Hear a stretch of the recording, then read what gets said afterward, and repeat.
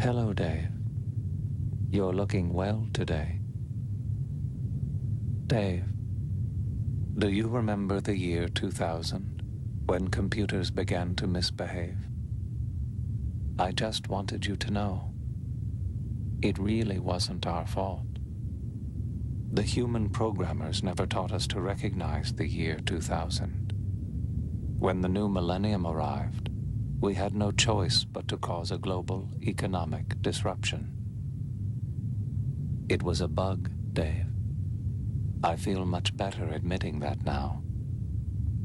Only Macintosh was designed to function perfectly, saving billions of monetary units.